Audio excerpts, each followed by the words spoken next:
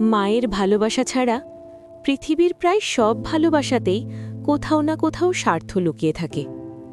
কারো মোনাজাতে আছে কিনা জানি না, হয়তো কারো দোয়ায় আমার নাম ওঠে না, হয়তো আমি কারো প্রার্থনার বিশেষ কেউ নই, কিন্তু আমি নিশ্চিত রাতের গভীর নীরবতায় সবাই যখন ঘুমিয়ে যায়, আমার মা দু হাত তুলে যখন আল্লাহর কাছে কিছু চায়, সেখানে তার প্রথম চাওয়াগুলোর একটি আমি। তার চোখের পানিতে ভেজা দোয়ায় আমার নামটা জড়িয়ে থাকে নিঃশব্দ ভালোবাসায়। এটাই আমার সবচেয়ে বড় সম্পদ, সবচেয়ে বড় নিরাপত্তা, সবচেয়ে বড় ভরসা। সবাই ভুলে যাক, তবুও আমার ভয় নেই, কারণ আমি জানি আমার মায়ের মোনাজাতে আমি আছি। তার দোয়াই আমার শক্তি, তার দোয়াই আমার আশ্রয়, তার দোয়াই আমার বেঁচে থাকার সাহস। আলহামদুলিল্লাহ।